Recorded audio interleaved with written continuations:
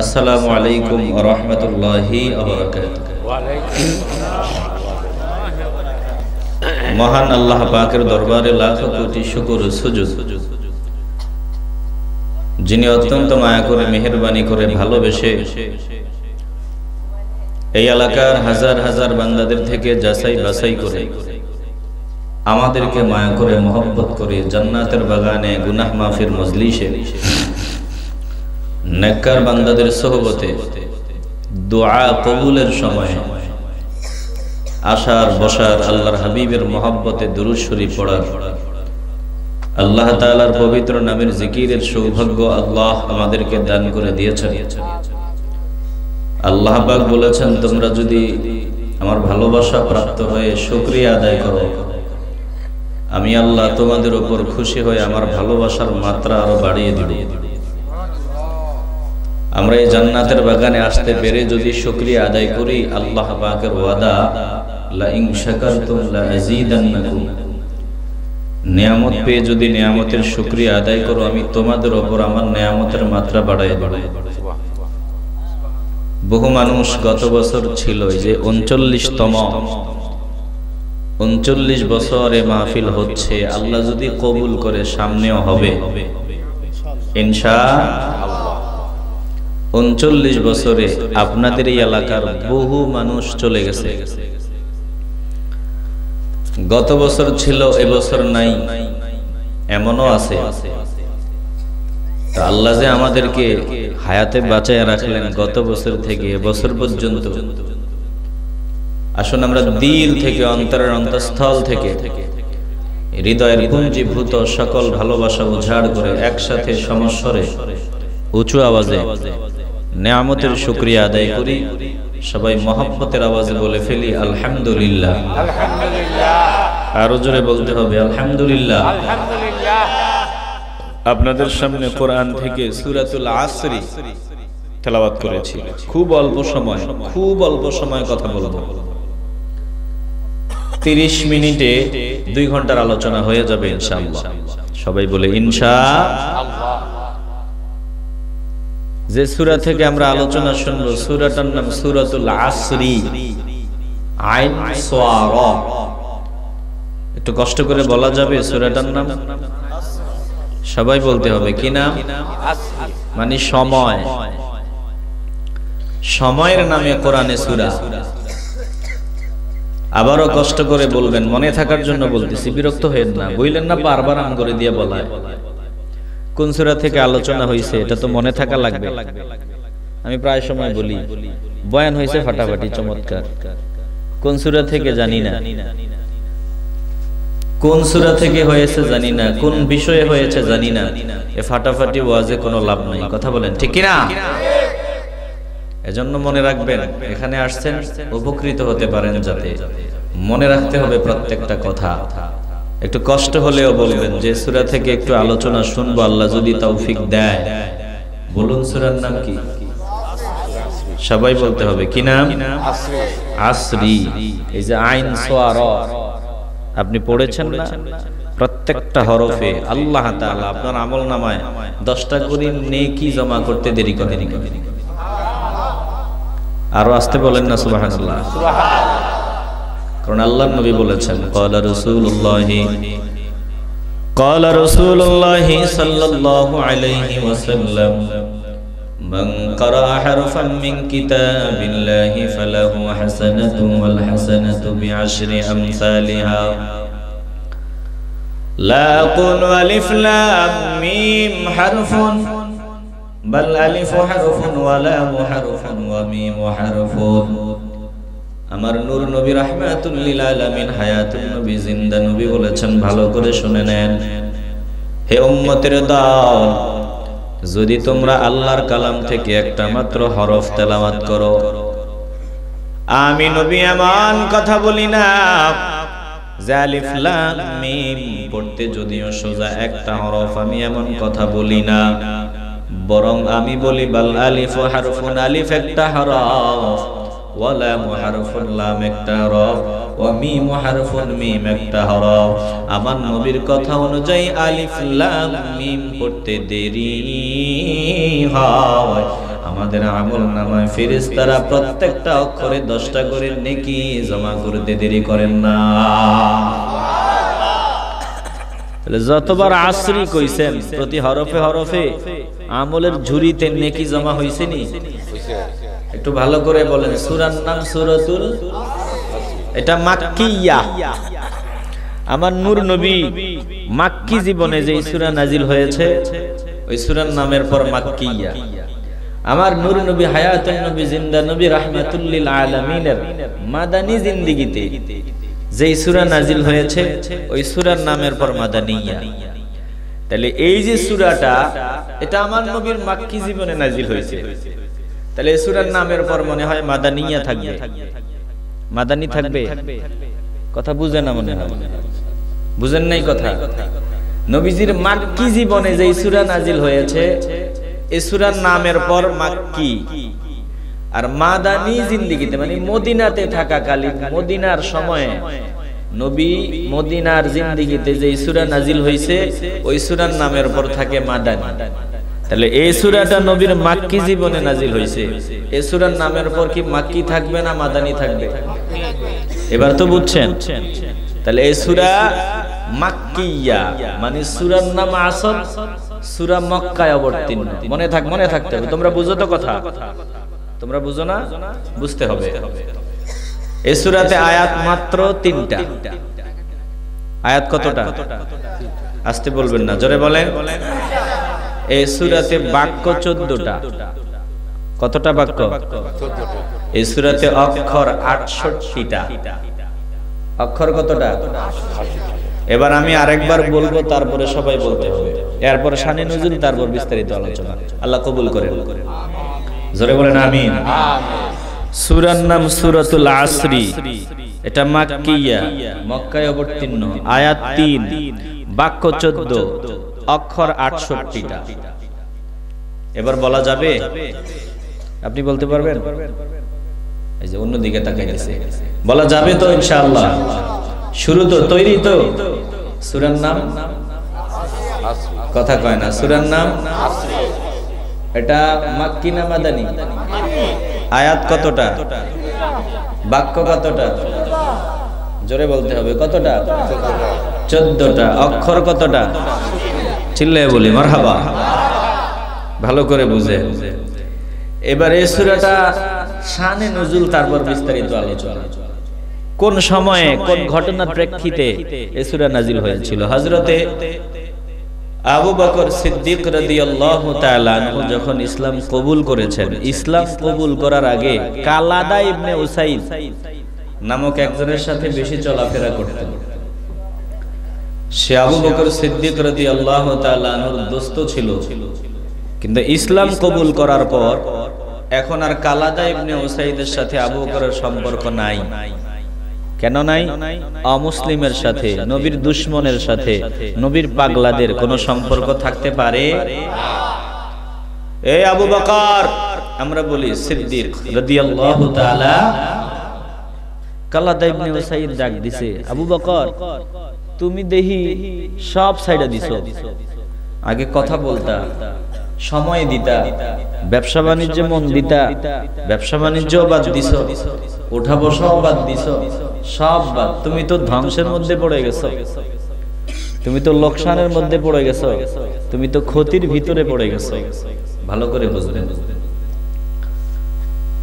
হযরতে আবু বকর সিদ্দিক রাদিয়াল্লাহু তাআলা আনহুকে যখন বলা হয়, হে আবু বকর তুমি তো ধ্বংসের মধ্যে পড়ে গেছো, তুমি তো ক্ষতির মধ্যে পড়ে গেলা, আবু বকর কালাদা ইবনে উসাইদ রে ডাক দিয়া বলেন, বোকা, আমি ক্ষতির মধ্যে নাই, আমি ধ্বংসের মধ্যে নাই, বরং এতদিন আমি ধ্বংসের ভিতরে ছিলাম, এখন আলহামদুলিল্লাহ আল্লাহ আমাকে ধ্বংসের হাত থেকে বাঁচাইয়া আমাকে সফলতার ভিতরে চালাইতেছে। কারণ এতদিন আমার ভিতরে ঈমান ছিল না। আবু বকর ডাক দিয়া বলে, 1000 কোটি টাকা রয়েছে, ঈমান নাই, এই বান্দাদের জন্য ধ্বংস, তারাই ধ্বংসের ভিতরে আছে। এতদিন আমি আবু বকরের ঈমান ছিল না, এখন ঈমান আছে, আমি ধ্বংসের ভিতরে নাই। আলহামদুলিল্লাহ, আমি এখন ধ্বংসের হাত থেকে বাঁচিয়া সফলতার পথে হাঁটতেছি। এত আস্তে বলবেন সুবহানাল্লাহ। হাজার কোটি টাকা আছে, ঈমান নাই, এই ব্যক্তির কোনো দাম আছে? ঈমান ছাড়া একটা ব্যক্তির কোনো দাম নাই। একটা কুকুরের দাম আছে, ঈমানহীন ব্যক্তির কোনো দাম নাই। চিল্লায় বলেন ঠিক কি না? ওই যে আল্লাহর ওলি নাকি রাস্তা নিয়ে চলতেছে, কুকুর সামনে দাঁড়াইয়া ডাক দিয়া বলে, হে আল্লাহর ওলি, আপনার সাথে আমার কিছু কথা, আমি জানতে চাই আপনি দামি নাকি আমি কুকুর দামি? আল্লাহর ওলি চোখের পানিগুলো ছাড়িয়া ডাক দিয়া বলে, হে কুকুর শুনিয়া ল, তুই আমাকে জিজ্ঞাসা করলি আমি দামি নাকি তুই কুকুর দামি? আমি কোরআন থেকে তোর কথার জবাব দিচ্ছি। আল্লাহু আকবার বলবেন না? এখন তো একদল কেউ বলি বাজে কথা, কুত্তা নাই মানুষের লোক কথা কয়, কুকুর নি মানুষের লোক কথা কয়, এটি বাজে কথা, এগুলো উল্টা পাল্টা কথা, এরকম বলার মতো একদল আছে না নাই? প্রিয় ভাই, আল্লাহ চাইলে সব সম্ভব। চিল্লায় বলেন ঠিক কি না? কোরআনে আসল আছে তো। আল্লাহর খাঁটি বান্দা যারা হয়, ফিওর আল্লাহর বান্দা যারা হয়, খাঁটি আশিক রাসূল যারা হয়, আমি ভণ্ডদের কথা বলছি না, যারা খাঁটি আশিক রাসূল, যাদের ভিতরে লম্বা দাঁড়িয়ে আছে, আমার নবীর সুন্নাত আছে, 5 ওয়াক্ত নামাজ আছে, যাদের ভিতরে ইসলামের নিয়ম নীতি যার ভিতরে আছে, নবীর তরিকা যার ভিতরে আছে, যারা নিজেকে নবীর জন্য বিলীন করে দিচ্ছে, নবীর রঙে নিজেকে রাঙ্গাইতেছে, আমি খাঁটি আশিকদের কথা বলতেছি, খাঁটি আল্লাহর ওলিদের কথা আমি বলতেছি, ভণ্ডদের কথা বলি না। আল্লাহর ওলিদের যে ক্ষমতা পাওয়ার, ওদের নিজের না, সবটুকু আমার আল্লাহর দেয়া ক্ষমতা। চিল্লায় এখন ঠিক কিনা? ভালো করে উপলব্ধি করে নেন, যারা খাঁটি আল্লাহর ওলি হয়, আমার মালিক তাদের কুদরতি চক্ষু হয়, তাদের হাত সাধারণ হাত না, আমার মালিকের কুদরতি হাত, তাদের পা সাধারণ পা নয়, আমার মালিকের কুদরতি পা। অতএব আল্লাহ যেমন শুনতে পারে, আল্লাহর ইচ্ছায় আল্লাহর ওলিরাও তাদের কান দিয়া অনেক কিছুই শুনতে পারে। চিল্লায় এখন ঠিক কিনা? সুলাইমান আলাইহিস সালাম, রানী বিলকিস তো আসবে আত্মসমর্পণ করতে, তো সুলাইমান নবী ওনার সভাসদ বর্গ যারা আছে ওদের নিয়ে চিন্তা করে, রানী বিলকিস আসার আগে আমি একটু সারপ্রাইজ দেখাবো, রানী বিলকিস আসলে আল্লাহর কিছু ক্ষমতা আমি তারে দেখাবো। বলে কি দেখানো যায়? সুলাইমান নবী বলে আমি দেখাইতে চাই রানী বিলকিস যে সিংহাসনে বসে রাজত্ব পরিচালনা করে, ওই সিংহাসনটা এখানে এনে দিবা, হাজার হাজার মাইল থেকে দূরে এখানে এনে দিবা। কে আনবা বলুন তো? এখন যদি আপনাদের বলা হয় যে ওই যে আশুগঞ্জ শহর থেকে একটা 5 তলা বিল্ডিং এখানে নিয়ে আসবা, যেমন আছে তেমন এনে শুধু বসায় দিবা, ভাঙ্গা যাবে না, নষ্ট হওয়া যাবে না, সম্ভব? আস্তে মনে হয় সম্ভব? জোরে বলেন সম্ভব। আল্লাহ চাইলে কি অসম্ভব? সম্ভব। দেখেন না আপনারা, নদী ভাঙ্গে, এক কুল ভাঙ্গা আরেক কুল গড়ে দেন কে? এগুলো আমরা পারবো? ভালো করে আমার মালিকের কাছে সব সম্ভব। সুলাইমান নবী বলেন, কে আছো? রানী বিলকিসের সিংহাসনটা আমার কাছে এনে দিবা। কে আছো? আমার কাছে এনে দিবা। জিনদের মধ্য থেকে একজন দাঁড়ায় গেছে, ভালো করে বুঝবেন কোরআনের আয়াত। সুলাইমান নবী কি বলেছেন আল্লাহ পাক কোরআনে বলে দিয়েছেন, ক্বালা ইয়া আইয়ুহাল মালাউ আইয়ুকুম ইয়াতিনি বিআরশিহা ক্বাবলা আন ইয়াতুনি মুসলিমিন।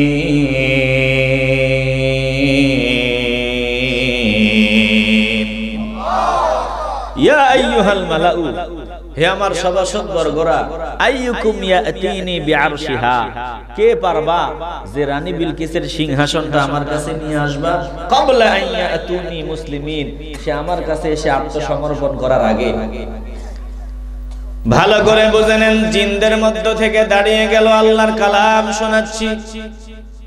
ক্বালা ইফরিতুম মিনাল জিন্নি আনা আতিকা বিহি ক্বাবলা আন তাকুমা মিন মাকামিক ওয়া ইন্নী আলাইহি লাকাওয়িয়্যুন আমিন।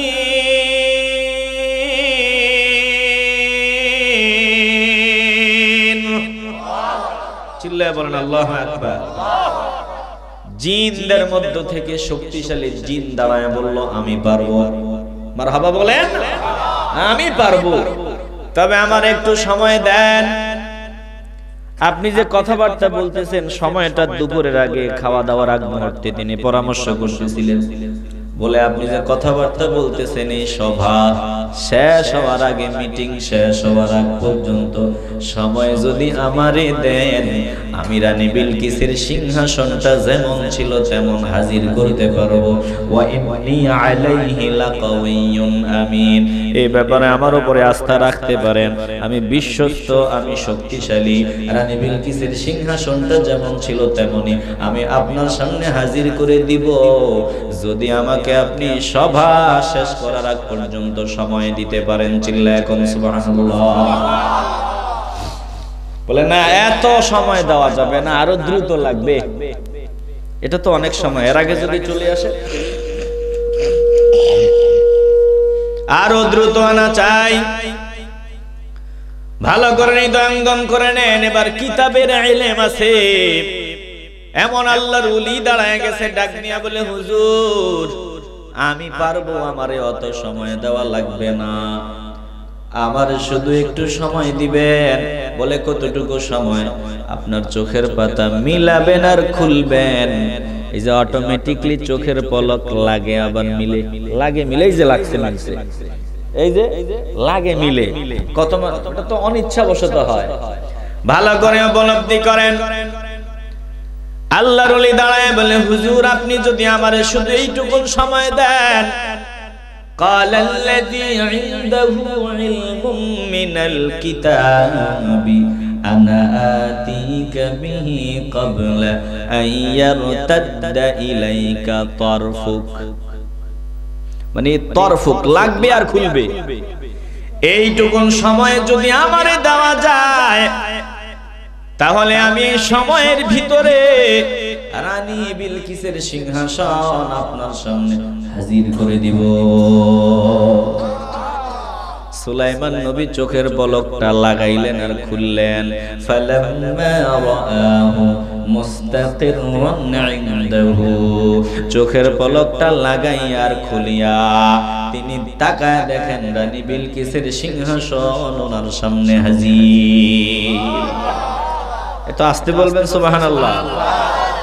তিনি বললেন, কি বললেন? বলেন, ক্বালা হাযা মিন ফাদলি রাব্বি।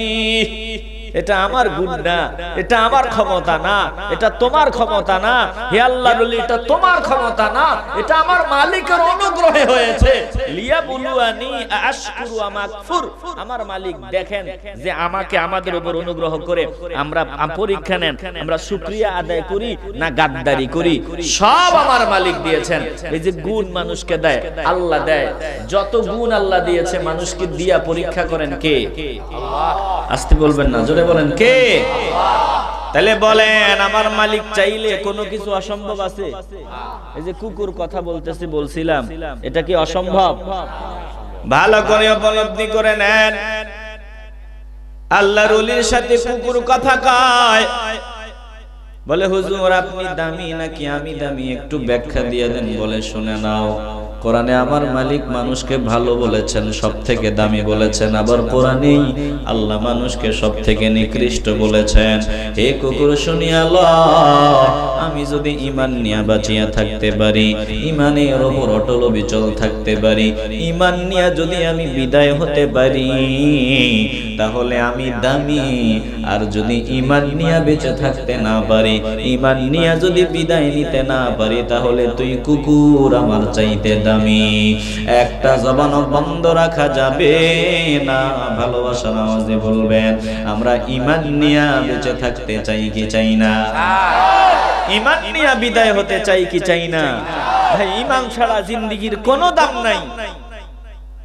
আমার নবী বলেছেন এমন একটা সময় আসবে ঈমানওয়ালা ঈমানের উপর অটল অবিচল থাকা ততটাই কষ্টকর হবে ঠিক জ্বলন্ত আগুনের কয়লা মুষ্ঠে ধারণকারী জ্বলন্ত আগুনের কয়লাটা মুষ্ঠে ধরে রাখতে যতটা কষ্টের সম্মুখীন হবে ঈমানওয়ালা ঈমানের উপর অটল থাকা এর চাইতেও কঠিন হয়ে যাবে। একটা জবানও বন্ধ রাখবেন না, দিল পরিষ্কার করে ঈমানের আওয়াজে বলেন যত কষ্টই হোক আমরা ঈমানের উপর অটল অবিচল থাকতে চাই কি চাই না? হযরত আবু বকর সিদ্দিক রাদিয়াল্লাহু তাআলা আনহুর দোস্ত যখন বলল, হে আবু বকর, তুমি তো ধ্বংসের ভিতরে আছো, ক্ষতির ভিতরে আছো, ব্যবসা বাণিজ্যের দিকে খবর নাই, কি এমন সম্পদ তুমি পাইছো, তুমি তো ধ্বংসের ভিতরে পড়িয়া গেলা। আবু বকর সিদ্দিক রাদিয়াল্লাহু তাআলা আনহু আফসোস করে বলল, তুই বোকা, এ কালাদা ইবনে উসাইদ, তুই বোকা। আমি এতদিন ক্ষতির ভিতরে আছিলাম, এখন ক্ষতির ভিতরে নাই, আলহামদুলিল্লাহ আমি এখন ধ্বংসের ভিতরে নাই, আমি ভালো, আমি সফলতার পথেই আছি। চিল্লায় এখন সুবহানাল্লাহ। আমার মালিক জিব্রাইল রে কয়, জিব্রাইল যাও, এই যে আবু বকর জবাবটা দিছে ক্ষতির ভিতরে আছে, সে বলেছিল, আবু বকর বলছে আমি ক্ষতির ভিতরে নাই, আমার দোস্তরে শোনায় দাও কে ক্ষতির ভিতরে আছে আর কে ক্ষতির ভিতরে নাই, কে ধ্বংসের ভিতরে আছে আর কে ধ্বংসের ভিতরে নাই, শোনায় দাও। এই ঘটনাকে কেন্দ্র করে আল্লাহ তাআলা সূরাতুল আসর নাজিল করে দেয়। জিব্রাইল এসে তেলাওয়াত করে শোনায় দেয়, একটু ভালোবাসা নিয়ে পড়েন, বিসমিল্লাহির রহমানির রহিম ওয়াল আসরি ইন্নাল ইনসানা লাফি খুসর ইল্লাল্লাযীনা আমানু ওয়া আমিলুস সালিহাতি ওয়া তাওয়াসাউ বিল হাক্কি ওয়া তাওয়াসাউ বিস সাবরি। চিল্লায় এখন সুবহানাল্লাহ। হে ভাই, মনে রাখবেন, কথা মনে রাখবেন, শানে নজুল শুনেছি, বিস্তারিত একটু আলোচনা তার পূর্বে জানিয়ে নেই এই সূরাটা এত দামি একটা সূরা, যদিও ছোট সূরা। ইমাম শাফিঈ রাহমাতুল্লাহি আলাইহির মতো ব্যক্তি বলেছেন, কেউ যদি শুধুমাত্র কেবলমাত্র এই সূরাটার আমল করতে পারে, এই সূরাটাই বান্দার জান্নাতি হওয়ার জন্য যথেষ্ট। একটু জোরে বলবেন না সুবহানাল্লাহ। আমার মালিক ডাক দিয়া বলেন, দোস্ত সময়ের কসম, শুরুতেই বললেন ওয়াল আসরি, সময়ের কসম, ইন্নাল ইনসানা লাফি খুসর, অবশ্যই এই মানুষের দল ধ্বংসের ভিতরে আছে, ক্ষতির ভিতরে আছে। ভালো করে বুঝে নেন, অবশ্যই আল্লাহ পাক বললেন মানুষ ক্ষতির ভিতরে আছে, ধ্বংসের ভিতরে আছে। সময়ের কসম আমার আল্লাহ করলেন, বললেন মানুষ ধ্বংসের ভিতরে আছে, ক্ষতির ভিতরে আছে। তবে ভালো করে শুনিয়ে লন, যে মানুষগুলা সময়কে মূল্যায়ন করে কাজে লাগায়, ঈমানের সাথে সময় কাজে লাগায়, ওই মানুষগুলা ক্ষতির ভিতরে নাই। আর যে মানুষগুলা সময়কে মূল্যায়ন করবে না, এই মানুষগুলা ধ্বংসের ভিতরে আছে। একটা জবানও বন্ধ রাখবেন না, ঈমানের আওয়াজ দিয়ে বলেন, আমরা সময়কে কাজে লাগাতে চাই কি চাই না? আমার মালিক বললেন, সময়ের কসম, ইন্নাল ইনসানা লাফি খুসর, অবশ্যই মানুষ ধ্বংসের ভিতরে আছে, ক্ষতির ভিতরে আছে। তবে চার গুণওয়ালা মানুষ ছাড়া, চার গুণ যাদের ভিতরে থাকবে তারা ছাড়া। এক নম্বরে ঈমান, দুই নম্বরে নেক আমল, তিন নম্বরে পারস্পরিক সত্যের উপদেশ দেওয়া, চার নম্বরে পারস্পরিক ধৈর্যের উপদেশ দেওয়া। আল্লাহ বলেন, এই চার গুণ যাদের ভিতরে আছে তারা শুধু ধ্বংসের ভিতরে নাই। এই চারটা গুণ যদি আমি আবু হানিফার ভিতরে পাওয়া যায়, আমি ধ্বংসের ভিতরে নাই। এই চার গুণ যদি হুজুরের ভিতরে পাওয়া যায়, হুজুর ধ্বংসের ভিতরে নাই। চারটা গুণ যদি আপনাদের সকলের ভিতরে পাওয়া যায়, আপনারা ধ্বংসের ভিতরে নাই, ধ্বংস হবেন না। এই চারটা গুণ যদি সারা দেশের মানুষের মানুষের ভিতরে পাওয়া যায়, মানুষগুলো বেঁচে যাবে আল্লাহর গজবের হাত থেকে। আর এই চারটা গুণ যদি আমার ভিতরেও না পাওয়া যায়, পীর সাহেবের ভিতরেও যদি না পাওয়া যায়, তাহলে এই পীর হুজুর অথবা যে বান্দার ভিতরে চার গুণ পাওয়া যাবে না, ওই মানুষগুলো আল্লাহর আযাবে গ্রেফতার হবেই হবে, ধ্বংস হবেই হবে। একটা জবানও বন্ধ রাখা যাবে না। দিল যদি পরিষ্কার হয়, ভালোবাসার আওয়াজ দিয়ে বলবেন, আমরা ধ্বংসের হাত থেকে বাঁচতে চাই কি চাই না?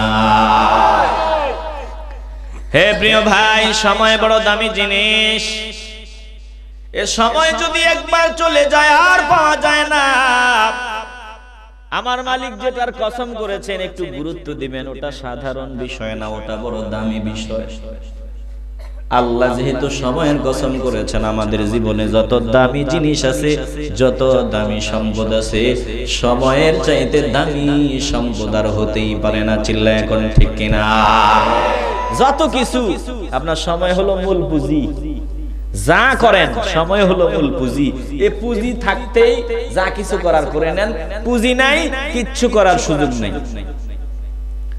ইমাম ফখরুদ্দিন রাজি বাজারে গেলেন, বাজারে হঠাৎ করে আল্লাহর ওলির কানের ভিতরে আওয়াজ, বরফওয়ালা চিৎকার করে আওয়াজ দেয়, কে আছো, আমারে বাঁচাও, আমার গলি, আমার পুঁজিগুলো গলে গলে শেষ হয়ে যাচ্ছে। বরফ বিক্রেতা, বরফ বিক্রেতার পুঁজি হলো বরফ, এটা গলে গেলে তার পুঁজিও গলে যাবে। এজন্য বরফ বিক্রেতা চিল্লায়, কে আছো, তাড়াতাড়ি আমার একটু বাঁচাও, আমার পুঁজি গলে গলে শেষ হয়ে যাইতেছে। বরফ বিক্রেতা বলতেছে, আমার পুঁজি গলে গলে শেষ হয়ে যায়। আল্লাহর ওলি ডাক দিয়া বলে, দুনিয়ার মানুষ শুনিয়া লও, এই যে সূরা আসর আমার আল্লাহ কোরআনে নাজিল করেছে, এটার ব্যাখ্যা যদি বুঝতে চাও তাহলে বরফ বিক্রেতার কথা শুনে নাও। বরফ বিক্রেতা বলে, আমার পুঁজি গলে গলে শেষ হয়ে যায়, কে আছো, আমাকে বাঁচাও। আল্লাহর ওলি ডাক দিয়া বলে, এটাই হলো আমাদের হায়াত। আমাদের হায়াতটাও বরফের মতো গলে গলে শেষ হয়। একবার হায়াত ফুরিয়ে গেলে আর হায়াত ফিরে পাওয়া যায় না। ওরে মুসলমান নবীর আশিকের দল, একটু ভালো করে কথাগুলো উপলব্ধি করে নেন। আমার তো 80 বছর বাঁচবো এমন সাহস করার শক্তি আমার ভিতরে নাই। 80 বছর বাঁচবো এই রকম সাহস তো আমার দিল বলে, আমার শরীর বলে, বডি বলে অত বছর হায়াত পাবো না। আরে একদিনেরও তো, এক সেকেন্ডেরও তো গ্যারান্টি নাই। কিন্তু নিজের দিলটাকে জিজ্ঞাসা করেন, 80 বছর কি বাঁচবো? না, বর্তমানে 80 বছর মানুষ হায়াত পায় না তো। এভারেজ 60-65-তে, এর আগেও মানুষ মারা যায়।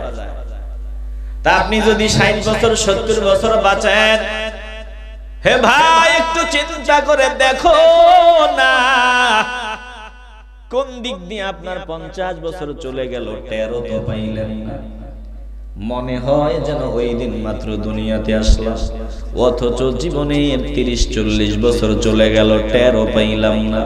ওরে ভাই, এখনো কি মরণের চিন্তা করার সময় আমার ভিতরে আসে নাই? এখনো দুনিয়া দুনিয়া করি আমি পাগল, আমার আসল বাড়ির চিন্তা করার সময় কি এখনো হয় নাই? এই যে গত পরশুর ঘটনা, আমার হাজীগঞ্জ থানার পাশেই, হাজীগঞ্জ থানার পাশে মৌতা এলাকা নামক, মৌতা বাড়ি নামক না ওই বাড়ির পাশে অ্যাক্সিডেন্ট করে একসাথে 30 জন মানুষ সাদা কাপড়ের প্যাকেট হয়ে গেল। একসাথে 30 জন আল্লাহর বান্দা বান্দি সাদা কাপড়ের প্যাকেট। 5 মিনিট আগেও তো তারা জানতো না 5 মিনিট পরে যে সাদা কাপড়ের প্যাকেট হয়ে যাবে, তারা জানতো না। ওরে মুসলমান, এখন আমরা এখানে আছি, আগামী দিন সূর্যের আলো, সূর্য উদিত হবে। আমি হয়তো জন্মের তরে আর সূর্যের আলো পাবো না। হতে পারে আজ রাত আমার জীবনের শেষ রাত, অথচ কপাল পোড়ার মতো আমরা দুনিয়া দুনিয়া করে পাগল হইয়া সময় কাটায় ফেললাম। এখনো আমার পরকাল নিয়ে চিন্তা করতে পারলাম না। আল্লাহর প্রিয় বান্দারা, আল্লাহর ওলিদের কথাগুলো মনোযোগ দিয়ে শুনে নাও। আল্লাহর ওলিরা দুনিয়াটা কেমন এটা বুঝাবার জন্য ডাক দিয়া বলে, দুনিয়ার মানুষ শোনো, এই দুনিয়াটা কেমন যদি বুঝতে চাও তাহলে বিষাক্ত সাপের দিকে নজর দাও। ওই যে বিষাক্ত সাপের মাথায় দেখো সুন্দর সুন্দর ফুল আছে, চেহারাটা, তার শরীরটা কেমন মায়াবী মায়াবী, সুন্দর সুন্দর। আল্লাহর ওলি ডাক দিয়া বলে, দুনিয়াটা কেমন যদি দেখতে চাও তাহলে বিষাক্ত সাপের দিকে নজর দাও। বিষাক্ত সাপটাই হলো দুনিয়া। বলে কেমনে? বিষাক্ত সাপটা যেমন দেখতে সুন্দর, ভিতরে তার বিষে ভরা। বলে দুনিয়াটাও দেখতে সুন্দর, দুনিয়ার ভিতরে বিষে ভরা। বিষাক্ত সাপ থেকে দূরে থাকো, আদর করে তারে কোলে জড়ায় নিতে যাইও না, গলার মালা বানাইতে যাইও না। তুমি চাইবা তারে আদর করবা, কিন্তু সাপ সুযোগ পাইলেই তোমারে দংশন করে মরণ দিয়া দিবে। ভালো করে উপলব্ধি করে নেন, আল্লাহর ওলিদের কথাগুলো অনুভব করে নেন। বলে দুনিয়াটা বিষাক্ত সাপ, দেখতে সুন্দর তারপরেও তুমি সতর্ক, এটা বিষাক্ত সাপ। বলে এই দুনিয়াকে দেখতে সুন্দর মনে হলেও দুনিয়া থেকে সতর্ক। একটা জবানও বন্ধ রাখবেন না, ইমানের আওয়াজ দিয়ে বলবেন আমরা এই দুনিয়া নামক বিষাক্ত সাপ থেকে সতর্ক থাকতে চাই কি চাই না? জিরে পা ওয়ারহাওয়ায়ে নফসে রাকম বদুদহ বাহরে হায় নফসে রা নফসু শাইতানি বরন্দাজ রহতুরা তাবিয়ান্দাজন্দে আন্দর চেহতুরা জহর দারত দরদরু দুনিয়া চুমার গরচে বিনি ज़ाहिरश नक़्शों नगर बीनुमायत खूब ज़ीबा दर नज़र लेके अज़्ज़हरश बुअद जारा खतर। हे नबी आशिक़र दल, শয়তানের ধোঁকায় পড়িও না, শয়তানের নফসের চাহিদাকে কুরবানি দাও। নফস শয়তান তোমারে ধোঁকা দিয়া জাহান্নামী বানায় দিতে চায়। এই দুনিয়া থেকে সতর্ক থাকো, দুনিয়া বিষাক্ত সাপ। বিষাক্ত সাপ যেমন দংশন করে বিষ দেয়, দুনিয়াটাও এমন। দুনিয়া দুনিয়া করে পাগল হও, আর যদি তোমার ইন্তেকাল হয় দুনিয়া তোমারে লাথি মেরে ছড়ে ফেলায় দিবে, তার পেটের ভিতরে ঢুকায় নিবে। দুনিয়ার আপন মানুষগুলো তোমারে ভুলে যাবে। আজ রাত যদি ইন্তেকাল হয়, সকাল 10টার আগেই প্যাকেট বানাইয়া মাটিতে কবর দিয়ে দিবে। কই দুনিয়া কেমন স্বার্থপর, তালাশ করা আরম্ভ হবে, কি রেখে গেল, কি রেখে গেল। দুনিয়ার মানুষ তোমার সম্পদ তালাশ করবে। বলে মা পর্দার আড়াল থেকে ভালো করে খেয়াল করে নেন, আপনার কানের ফুল খুলে ফেলা হবে, আপনার গলার হার খুলে ফেলা হবে, আপনার সম্পদ কিছুই নেওয়া যাবে না, সব দুনিয়া জোর করে রেখে দিবে। আর আপনাকে সাদা কাপড়ের প্যাকেট বানাইয়া অন্ধকার মাটির কবরে শোয়া দিবে। ওরে মুসলমান নবীর আশিকের দল, আমার নূর নবী বলেন এই যে তুমি লাশ হয়ে গেলা, তোমার মরণ হইতে দেরি হয়, তোমার আমল বন্ধ হতে দেরি হয় না। তবে কিছু সৌভাগ্যবান মানুষ এই জমিনে রয়েছে, যেই মানুষগুলা মরার পরেও বান্দা নামাজ পড়তে পারে, নামাজের সওয়াব পেতে পারে। যেই মানুষগুলা মরার পরেও কোরআন তেলাওয়াতের সওয়াব পেতে পারে।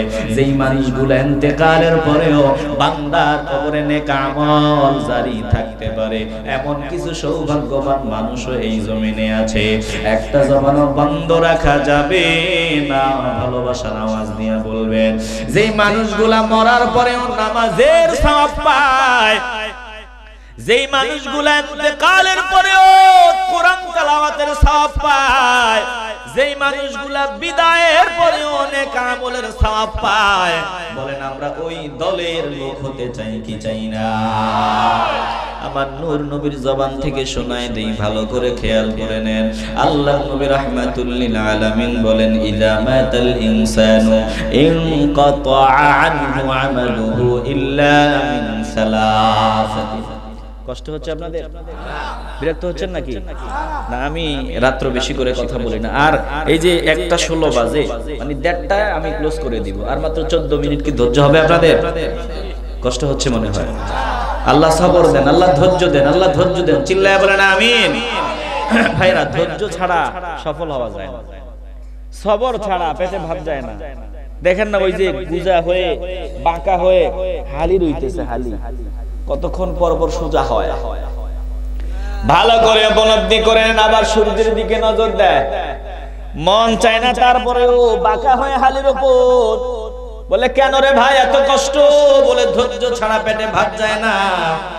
আমার সময় আছে, ওই যে নির্ধারিত সময় পর্যন্ত কাজ না করলে মালিক টাকা দিবে না, ওই সময় পর্যন্ত যদি সবর না করে কাজ না করি টাকা পাবো না।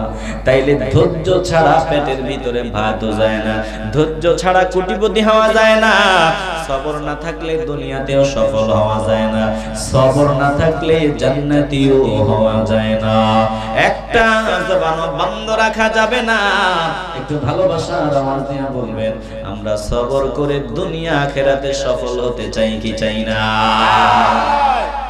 প্রিয় ভাই, ভালো করে অনুধাবন করে নেন, অন্তরের ভিতরে কথাগুলো ঢুকায় নেন। আপনি এখন ওয়াজ শুনতেছেন, মরার পরে ওয়াজ শোনার সওয়াব পাইতে পারেন। এখন আপনি নামাজ পড়েন, মরার পরেও নামাজের সওয়াব পাইতে পারেন। আল্লাহর নবী বলেন, মানুষ যখন ইন্তেকাল করে করতে দেরি হয়, তার সব আমল বন্ধ হইতে দেরি হয় না, তবে ইল্লা মিন সাদাকাতিন জারিয়াতিন, তিনটা আমল বন্ধ হয় না। তিন আমলের এক নাম্বার আমল সাদকায়ে জারিয়া। বলে কি সাদকায়ে জারিয়া? তুমি বেঁচে থাকতে থাকতে যদি এমন কিছু এমন দান সদকা করে যেতে পারো যেটার উপকারিতা তুমি মরার পরেও চলমান থাকে। সুবহানাল্লাহ বলবেন না? আপনি বেঁচে থাকতে থাকতে এমন কিছু করে যান যেটার উপকারিতা মরার পরেও চলমান থাকে। আপনি বেঁচে থাকতে একটা মাদ্রাসা বানিয়ে গেছেন, ওই মাদ্রাসা যতদিন চলবে, ওই মাদ্রাসা যতদিন চলমান থাকবে, ততদিন আমার মালিক আপনার আমলে সওয়াব পৌঁছাইতে থাকবে।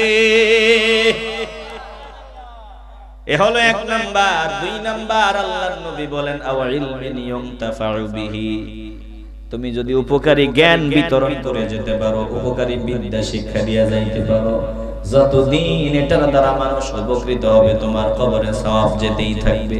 তিন নাম্বার, আওয়ালাদিন সালিহিন ইয়াদউ লাহু, যদি তোমরা একটা ভালো সন্তান রেখে যেতে পারো, নেককার সন্তান রেখে যেতে পারো, হাফেজে কোরআন রেখে যেতে পারো, একটা আলেম যদি বানায়া যাইতে পারো, তোমার সন্তানটারে যদি হাফেজ বানায়া যাইতে পারো, তোমার ছেলেটারে যদি আলেম বানায়া যাইতে পারো, ভালো করে বুঝে নে।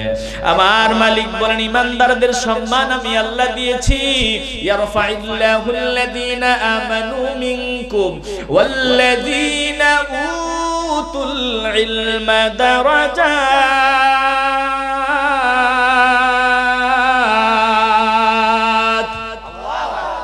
আমার আল্লাহ বলেন, মানুষদের মধ্যে আমি আল্লাহ ইমানদারদের মর্যাদা বাড়ায় দিয়েছি, আর ইমানদারদের মধ্য থেকে আমি আল্লাহ যার সিনার ভিতরে ইলমে দ্বীন ধারণ করতে পেরেছে, ইমানদারদের মধ্যে আল্লাহ বলেন, আমি ইমানদারদের মধ্যে যাদেরকে ভালোবাসি তাদের সিনার ভিতরে দ্বীনের ইলম ঢুকায়া দিয়া আমি আল্লাহ এদের সম্মান মর্যাদা আরো বহু গুণে বাড়ায় দেই। চিল্লায়া এখন সুবহানাল্লাহ। হে ভাই, তুমি হাফেজে কোরআনের বাবা হও, রিকশা চালাও তো কি হইছে, দেখবা মানুষ তোমারে সালাম দেয়। হাফেজ সাহেবের বাবা, দোকানে গিয়ে বসলা, নিজের জায়গাটা থেকে নড়িয়া তোমাকে বসার ব্যবস্থা করে দেয়। হাফেজ সাহেবের বাবা আসছে, ভালো করে খেয়াল করে নেন, আপনি আলেমের বাবা হবেন, হাফেজের বাবা হবেন, জমিনেও সম্মান। ইন্তেকালের পর আমি টুপিওয়ালারে নিবেন, আমি আপনার জানাজা পড়ায় দিব, আবেগ থাকবে না, চোখে পানি আসবে না। আপনার নেককার সন্তান যদি আপনার জানাজায় দাঁড়ায়া যায়, চোখের পানিগুলো ঝরা আরম্ভ হয়। আপনার সন্তান আল্লাহর দরবারে দোয়া করার জন্য হাত উত্তোলন করে দেয়, কান্না কান্না করে আল্লাহর কাছে দোয়া করবে। আপনার সন্তান আপনার লাশটা ধরে কবরে শোয়ায় দিবে, তাও কান্না। কবরে শোয়াবার পরে আবার দোয়া, কান্না। এতবার কান্না করে লাগে না? আল্লাহ তাআলা বলেন, কান্না সহ আল্লাহর নবী বলেন, উম্মত তোমরা যদি একটু কান্না করতে পারো, কান্না কতটুকু কান্না? বলে মাছির মাথা পরিমাণ, সামান্য মাছির মাথা পরিমাণ কান্না যদি তোমাদের চোখের কোণায় চলে আসে, ওই পানিগুলো গড়ায়া গড়ায়া পড়া লাগবে না, তোমার চেহারা ওই পানির উষ্ণতা একটু হালকা হালকা অনুভব করতেছে। এইটুকুন পানি যদি কোন দোয়ার মধ্যে থাকে, হে উম্মত, যে যে বান্দার চোখে পানি ওই বান্দার জন্য জাহান্নামের আগুন হারাম, আর যার জন্য কান্না করে দোয়া করে ওই বান্দার রূহে সওয়াব পৌঁছতে দেরি হয় না। আল্লাহু আকবার বলেন। হে প্রিয় ভাই, আলেমের বাবা হন, আলেমের বাবা হন, জমিনেও সম্মান, পরকালেও সম্মান। হাসরের ময়দানে স্পেশাল একদল মানুষকে দেখা যাবে, মাথার ভিতরে নূরের মুকুট ঝলমল করতেছে, তাদের ঘাড় উঁচা, তারা সব থেকে উঁচু দেখা যাইতেছে। মানুষগুলা ডাক দিয়া বলবে, এরা মনে হয় জমিনের রাজা বাদশাহ ছিল, দামি মানুষ ছিল। আমার মালিক জানায় দিবেন, না না না, এই লোকগুলা রিকশাওয়ালা ছিল, দিন মজুর ছিল, আবার স্কুল মাস্টার, টাকাওয়ালাও ছিল, গরিবও ছিল, কোটিপতিও ছিল, কিন্তু রাজা বাদশা নয়। শুনিয়া লাও, এরা আলেমের মা, হাফিজের বাবা। আমি আল্লাহ কোরআনের ইজ্জতে তাদের জমিনেও সম্মান দিয়েছি, আজ কোরআনের ইজ্জতে আমি আল্লাহ বিচারের ময়দানেও তাদের জন্য সম্মানের ব্যবস্থা করে দিছি। প্রিয় ভাই, ভালো করে অনুধাবন করে নেন, মরবেন তো সব আমল বন্ধ, 3 আমল ছাড়া। 1 নম্বরে সাদকায়ে জারিয়া, এমন দান যেই দানের উপকারিতা চলমান থাকে। 2 নম্বরে এমন ইলম যে ইলমের দ্বারা আমার নবীর মান মর্যাদা অনুভব করা যায়, আল্লাহর পরিচয় পাওয়া যায়, যে ইলম দ্বারা জান্নাতের রাস্তা পাওয়া যায়, এমন ইলম যদি বিতরণ করে যেতে পারেন, আপনি মরার পর আপনার কবরে সওয়াব পৌঁছতে থাকবে। 3 নাম্বার, এমন একটা নেককার সন্তান যদি রাখিয়া যাইতে পারে, যেই নেককার সন্তান আপনার জন্য আল্লাহর দরবারে দোয়া করবে, রাব্বির রাহমহুমা কামা রাব্বায়ানি সগীরা। আয় আল্লাহ, আমার বাবা মা উভয়ের প্রতি আপনি রহম করেন, যেমন রহম তারা আমাকে আমার শৈশবে করেছিল। এভাবে যদি দোয়া করবে, দোয়া করতে দেরি হবে, তোমার কবরটা জান্নাতের টুকরা হতে দেরি হবে না। এজন্য যদি পরিষ্কার হয়, ভালোবাসার আওয়াজে বলবেন, আমরা একটা নেককার সন্তানের বাবা হতে চাই কি চাই না? প্রিয় ভাই, সময় কাজে লাগান, সময় যা চলে গেছে, যেখানে বসলাম তাই আমার হায়াত থেকে কাটা গেল, এই সময় আর আমি ফিরে পাবো না। আমার মালিক সময়ের কসম করলেন, ওয়াল আসরি ইন্নাল ইনসানা লাফি খুসর। সময়ের কসম, অবশ্যই মানুষ ধ্বংসের ভিতরে আছে, ক্ষতির ভিতরে আছে।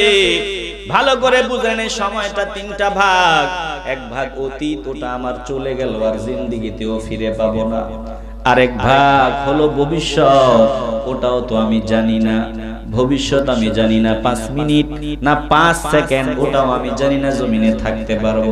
5 মিনিট পরে আমার কপালে কি আছে ওটাও আমি জানি না। ভালো করে বুঝে নেন, তাইলে অতীত আমার চলে গেল, আর ফিরে পাবো না। ভবিষ্যৎ আর কতদিন সেটাও আমি জানি না। আমার মূল পুঁজি হলো বর্তমান সময়। এই বর্তমান সময়টা ভবিষ্যৎ বর্তমান হয়ে অতীতে চলে যায়, ভবিষ্যৎ বর্তমান হয়ে অতীতে বিলীন হয়ে গেল। 30 বছর চলে গেল হে ভাই, আর এই 30 বছর ফিরে পাওয়া যাবে না। এখনো আমি মালিকের পথে আগাই আসতে পারলাম না, এখনো আমার নবীরে আমি চিনলাম না, এখনো আমি খাঁটি তওবা করতে পারলাম না। আমি আজ না হয় কাল, কাল না হয় পরের দিন, তার পরের দিন করতে করতে 50 বছর চলে গেল, আমি তওবা করতে পারলাম না। তওবা ছাড়া যদি মরিয়া যাই, জাহান্নাম ছাড়া আমার উপায় নাই। একটা জবানও বন্ধ রাখবেন না, একটু ভালোবাসার আওয়াজে বলেন, আমরা নগদেই খাঁটি তওবা করে নিতে চাই কি চাই না? প্রিয় ভাই, সময় নষ্ট করিয়েন না, নগদেই তওবা করে নেন। আমার মালিক সময়ের কসম করে বলেছেন, মানুষ ক্ষতির ভিতরে আছে, তবে 4 গুণওয়ালা মানুষ ছাড়া। 1 নম্বরে ইন্নাল্লাযীনা আমানু, ঈমানদাররা ধ্বংসের ভিতরে নাই, ক্ষতির ভিতরে নাই। হে ভাই, ঈমান হলো সবথেকে দামি সম্পদ। ঈমানের উপর কথা বললে, এই যে ছোট সূরাটা, এই সূরাটা থেকে রমজানে আমরা 5 দিন কথা বলি। রমজানে এই ছোট সূরাটা থেকে রমজানে মাহফিল করি। ওই যে কোরআন থেকে মাহফিল হয় আমাদের চাঁদপুরে আশেপাশে অঞ্চলে, রমজানে এই সূরা থেকে 5 দিন 7 দিন কথা বললেও কথা শেষ হয় না। ঈমানের উপরে দাবি, ঈমানের আলোচনা তো দীর্ঘ করা যায়। ঈমানটা আমি অত সময় দিব না, আলোচনা শেষ করে দিচ্ছি, সংক্ষেপে বলে দিচ্ছি। ঈমান হলো সবথেকে দামি দৌলত, সবথেকে দামি সম্পদ। ঈমানের মতো দামি সম্পদ আর হতে পারে না। এটাকে মূল্যায়ন করেন। আমার সবার আগে ঈমান। আজ আমরা ঈমান বিক্রি করে বেঈমান হয়ে যাচ্ছি, ঈমান হারা হয়ে যাচ্ছি কত কারণে অকারণে। আমি জানি তো সুদ খাওয়া হারাম, আমার মালিক এটা হারাম করে দিছে, আমি জেনে শুনে হুজুর গিয়া তো কথা শুনে লাভ নাই, কত কথাই কইব। আমি সুদ খাই, কোরআনকে বৃদ্ধাঙ্গুলি দেখাই, আল্লাহর কথাকে বৃদ্ধাঙ্গুলি দেখাই, আমি ঈমানটা তো দিয়ে আসলাম ভাই। আমি একটা কথা, আমি বিভিন্ন কথা বলতে চাই না, এক কথায় বলতে চাই, আপনার 1000 কোটি টাকা আছে, ঈমান নাই, আপনি ধ্বংস। এই জমিনেও আপনি ধ্বংস, একটু কি নজর দেন না? করোনা দিয়া তো আমার আল্লাহ কত আলামত দেখায় দিল। 1000 কোটি টাকার মালিক আল্লাহর বান্দা, এতদিন ফোন দিলে র‍্যাব প্রধান হাজির হয়ে যেত, পুলিশ প্রধান চলে আসতো, মন্ত্রী পর্যন্ত হাজির হতো, কারণ নির্বাচনের আগে উনি কোটি কোটি টাকা দিত নির্বাচনের জন্য, 1000 কোটি টাকার মালিক। কিন্তু আজ হাসপাতালের বেডের ভিতরে একা একা বিবি নাই, সন্তান নাই, কেউ নাই, হাসপাতালের বিছানায় শুইয়া আল্লাহর বান্দা কান্না করতে করতে জমিন থেকে বিদায় হয়। আল্লাহ বলে, দেখ 1000 কোটি টাকা কামাইছো, এতদিন তোর পাশে অনেক মানুষ ছিল, আজ তোর ডানে বামে কেউ নাই, বান্দা কেউ নাই। যারা ঈমান বহির্ভূত কাজ করে তাদের এমনই হয়। আর তাকায় দেখেন সেম বান্দা যদি তার করোনাও হয়, তার বিবি বলে, ডাক্তার বলে তোমার স্বামীর পাশে থাকা দরকার নাই, বিবি ধমক দিয়া বলে আপনার কথা নিয়ে আপনি থাকেন, করোনা হইলে হইছে, আমি স্বামী স্ত্রী একসাথে মরমু, স্বামীরে থুইয়া কোথাও যাব না। সন্তানরা বলে আপনার ডাক্তারি আপনি বাদ দেন, আমার আব্বারে বাড়ি নিয়ে যাবো, আব্বারে ছাড়া কোথাও যাবো না। দোস্তরা বলে, দোস্ত কি হইছে, করোনা হইছে, টেনশন, এই দেখ আমি তোর সামনে। আল্লাহ বলে, এভাবেই তুই যদি আমার পাগলা হও, আমার দোস্তের পাগলা হও, তোর মুসিবতে দেখবি দুনিয়ার মানুষ তোর পাশে আছে, ইন্তেকাল আগ মুহূর্ত পর্যন্ত তুই বিদায় হওয়ার আগেই দেখবি নবী তোর সামনে হাজির, বিদায় হওয়ার আগেই দেখবি ফেরেশতারা তোর সামনে হাজির, বিদায় হওয়ার পরেই দেখবি কবরে নবী তোকে কোলে নেওয়ার জন্য হাজির। একা নয়। আর যদি গাদ্দারি করি তাহলে আমার মতো কপাল পড়া আর কেউ নাই। একটা জবান বন্ধ রাখবেন না, ভালোবাসার আওয়াজে বলবেন সবার আগে ঈমান। একটু মহব্বতের আওয়াজে বলবেন আমরা ঈমানটাকে প্রাধান্য দিতে চাই কি চাই না? কপাল পড়া বেয়াদব। ও বলে যে ঈমান নাকি পরিবর্তন করা যায়, ধর্ম পরিবর্তন করা নাকি সোজা। এই দেশের কি আমাদের দেশের যে সংস্কৃতি ওগুলো নাকি পরিবর্তন করার সুযোগ নেই। চিল্লে বলবেন না নাউজুবিল্লাহ। বাঙালি সংস্কৃতি নাকি পরিবর্তন করার সুযোগ নাই, আর ঈমান নাকি পরিবর্তন করার সুযোগ আছে। আমরা স্পষ্ট ভাষায় বলে দিতে পারি, আমরা বাঙালি সংস্কৃতি পরিবর্তন করতে পারি, বাঙালি চেতনা প্রয়োজনে বাদ দিতে পারি, প্রয়োজনে মা বাদ দিতে পারি, প্রয়োজনে বাবা বাদ দিতে পারি, প্রয়োজনে নেতা ছাড়তে পারি, প্রয়োজনে দেশ ছাড়তে পারি, জীবন দিতে পারি, আমরা ঈমান দিতে রাজি না। চিল্লায় বলেন ঠিক কি না? ঈমান সবার আগে। ঈমান ছাড়া নেক আমলের কোনো দাম নাই। আস্তে বলবেন না, ঈমান ছাড়া নেক আমলের কোনো দাম নাই। ঈমান নিয়ে নেক আমল করবেন, করতে দেরি হবে, ওটা কবুল হতে দেরি হবে না। চিল্লায় এখন ঠিক কি না? এজন্য সবার আগে ঈমান, এরপরে আল্লাহ বলেন নেক আমল, তারপরে পরস্পরকে ধৈর্যের উপদেশ দেওয়া। প্রত্যেকটা কথা বিস্তারিত আলোচনার দাবি রাখে। আমি সংক্ষেপে বলে দিচ্ছি, পরস্পরকে সত্যের উপদেশ দেওয়া, আমি সত্য পথে চলা, আরেকজনকে সত্যের উপদেশ দেওয়া। আমি যদি গাঞ্জা টানি আরেকটাকে ভালো উপদেশ দিতে পারবো? আমি যদি বেনামাজি হই আমার ছেলের নামাজের নির্দেশ দিতে পারবো? পরিষ্কার করে ঈমানের আওয়াজে বলেন, যত কষ্টই হোক আমরা ঈমানের উপর অটল অবিচল থাকতে চাই কি চাই না? হযরত আবু বকর সিদ্দিক রাদিয়াল্লাহু তাআলা আনহুর দোস্ত যখন বলল, হে আবু বকর, তুমি তো ধ্বংসের ভিতরে আছো, ক্ষতির ভিতরে আছো, ব্যবসা বাণিজ্যের দিকে খবর নাই, কি এমন সম্পদ তুমি পাইছো, তুমি তো ধ্বংসের ভিতরে পড়িয়া গেলা। আবু বকর সিদ্দিক রাদিয়াল্লাহু তাআলা আফসোস করে বলল, তুই বোকা, এ কালাদা ইবনে উসাইদ, তুই বোকা। আমি এতদিন ক্ষতির ভিতরে আছিলাম, এখন ক্ষতির ভিতরে নাই, আলহামদুলিল্লাহ আমি এখন ধ্বংসের ভিতরে নাই, আমি সফলতার পথেই আছি। চিল্লায় এখন সুবহানাল্লাহ। আমার মালিক জিব্রাইল রে কয়, জিব্রাইল যাও, এই যে আবু বকর জবাবটা দিছে, ক্ষতির ভিতরে আছে সে বলেছিল, আবু বকর বলছে আমি ক্ষতির ভিতরে নাই, আমার দোস্তরে শোনায় দাও কে ক্ষতির ভিতরে আছে আর কে ক্ষতির ভিতরে নাই, কে ধ্বংসের ভিতরে আছে আর কে ধ্বংসের ভিতরে নাই, শোনায় দাও। এই ঘটনাকে কেন্দ্র করে আল্লাহ তাআলা সূরাতুল আসর নাজিল করে দেয়।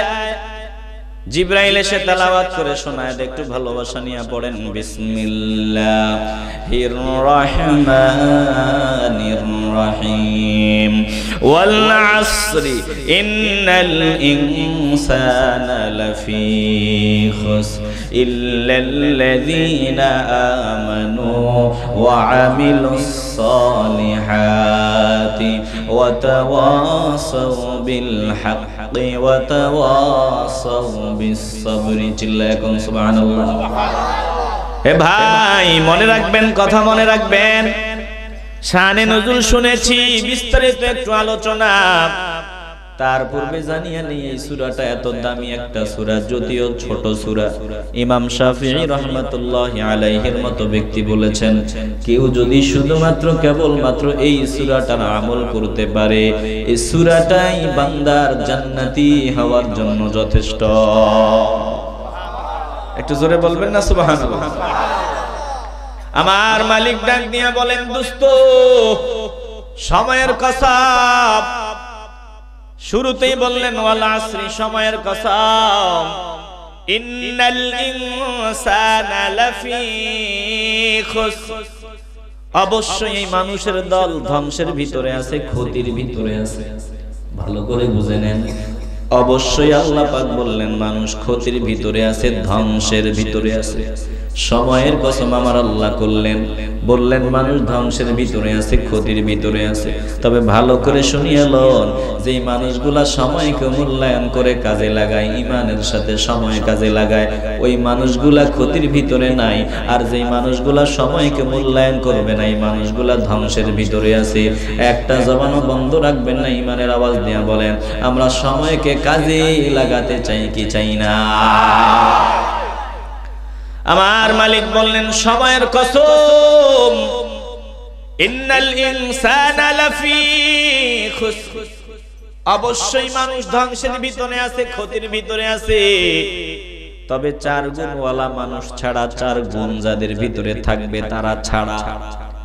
1 নম্বরে ঈমান, 2 নম্বরে নেক আমল, 3 নম্বরে পারস্পরিক সত্যের উপদেশ দেওয়া, 4 নম্বরে পারস্পরিক ধৈর্যের উপদেশ দেওয়া।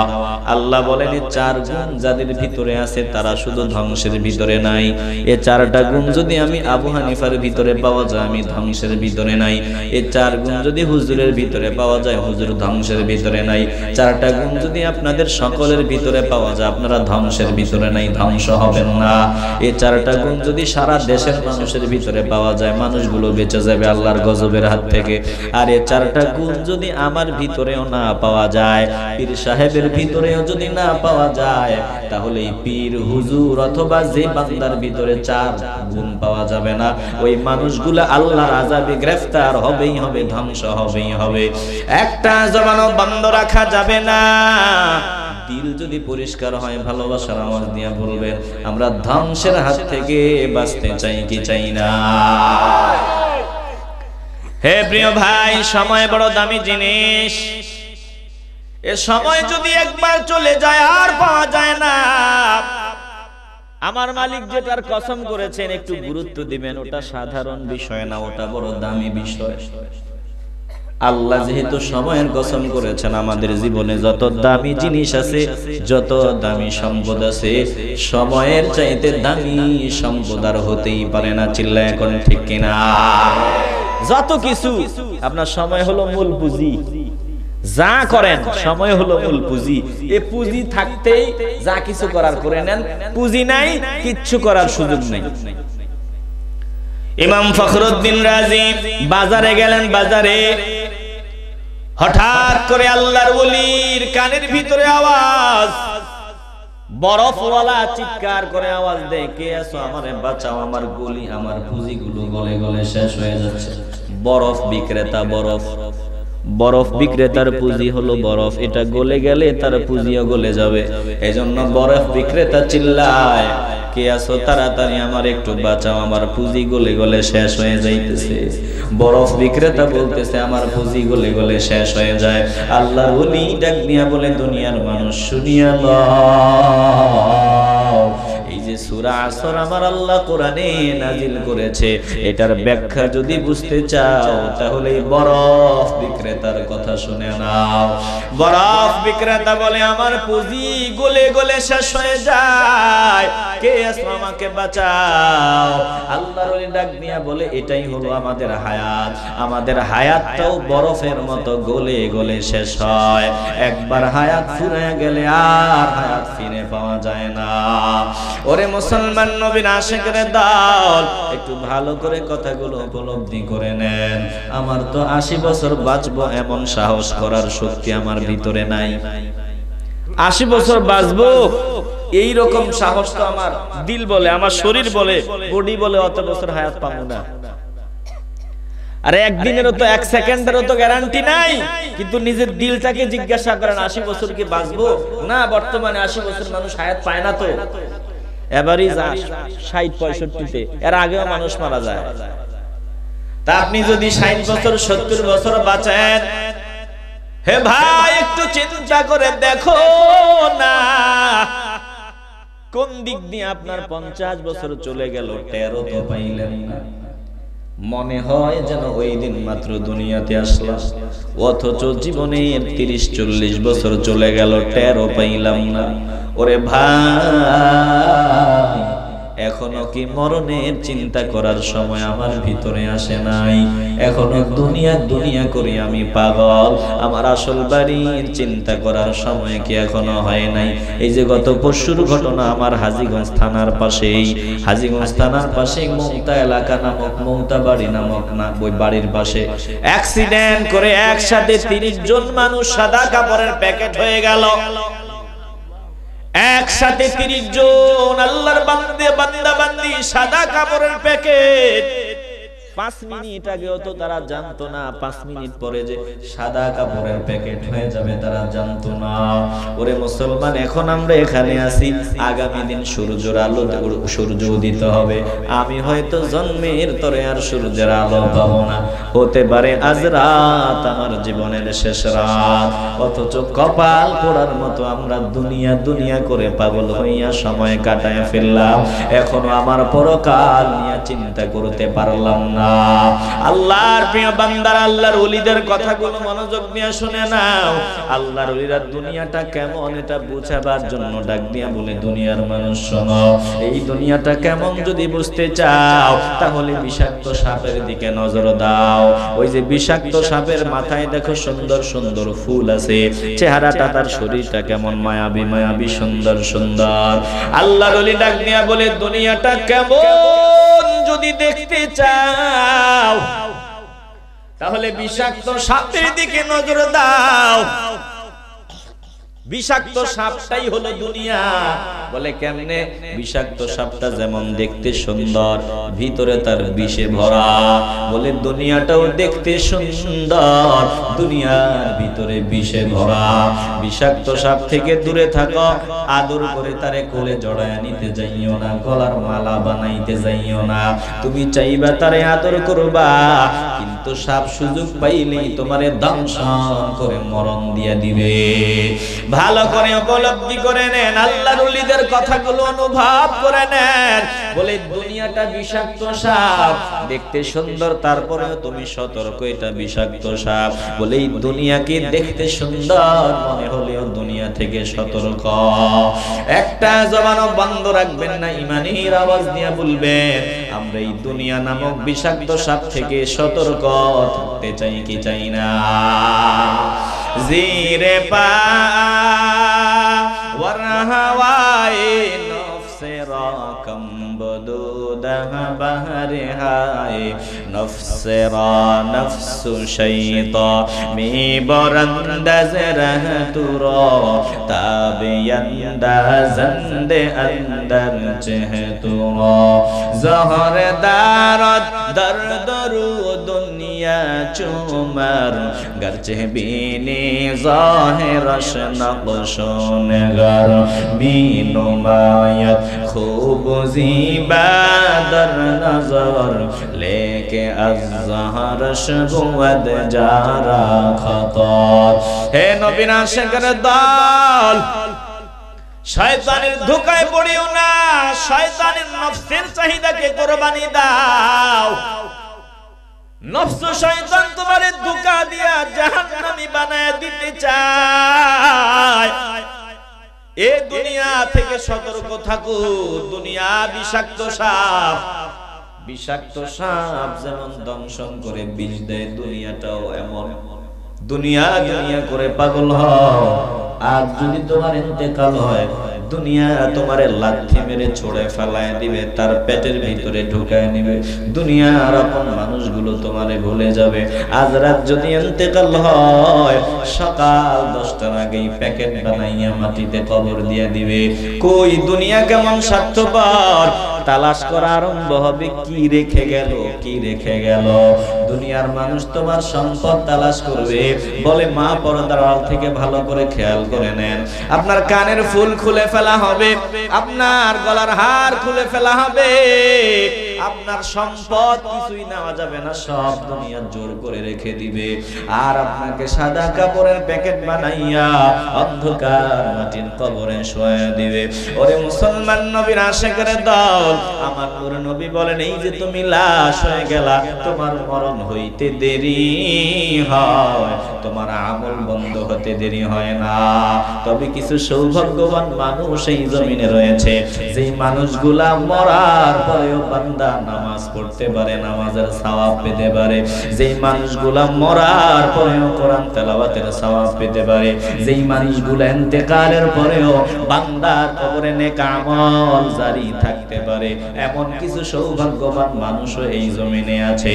একটা জবানও বন্ধ রাখা যাবে না, ভালোবাসার আওয়াজ দিয়ে বলবেন যেই মানুষগুলা মরার পরেও নামাজের সওয়াব পায়, যেই মানুষগুলা ইন্তেকালের পরেও কোরআন তেলাওয়াতের সওয়াব পায়, যেই মানুষগুলা বিদায়ের পরেও অনেক আমলের সওয়াব পায়, বলেন আমরা ওই দলের লোক হতে চাই কি চাই না?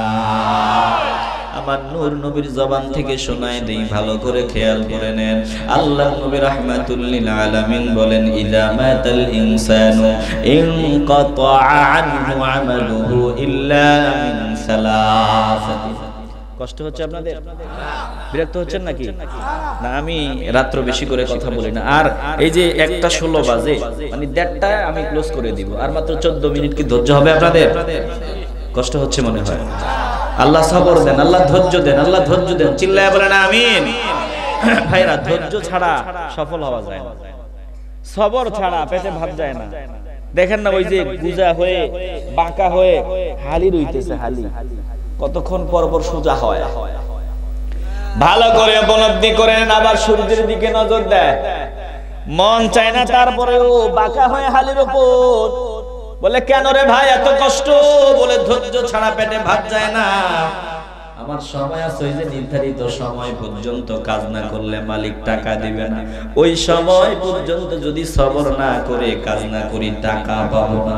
তাইলে ধৈর্য ছাড়া পেটের ভিতরে ভাতও যায় না, ধৈর্য ছাড়া কোটিপতি হওয়া যায় না। সবর না থাকলে দুনিয়াতেও সফল হওয়া যায় না, সবর না থাকলে জান্নাতীও হওয়া যায় না। একটা জবানও বন্ধ রাখা যাবে না। একটু ভালোবাসার আওয়াজ দিয়ে বলবেন আমরা সবর করে দুনিয়া আখিরাতে সফল হতে চাই কি চাই না? প্রিয় ভাই, ভালো করে অনুধাবন করে নেন, অন্তরের ভিতরে কথাগুলো ঢুকায় নেন। আপনি এখন ওয়াজ শুনতেছেন, মরার পরে ওয়াজ শোনার সওয়াব পাইতে পারেন। এখন আপনি নামাজ পড়েন, মরার পরেও নামাজের সওয়াব পাইতে পারেন।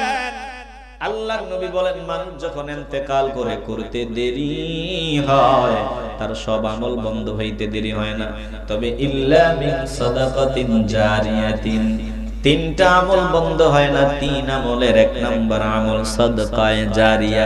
বলে কি সাদকায়ে জারিয়া? তুমি বেঁচে থাকতে থাকতে যদি এমন কিছু এমন দান সদকা করে যেতে পারো যেটার উপকারিতা তুমি মরার পরেও চলমান থাকে। সুবহানাল্লাহ বলবেন না? আপনি বেঁচে থাকতে থাকতে এমন কিছু করে যান যেটার উপকারিতা মরার পরেও চলমান থাকে।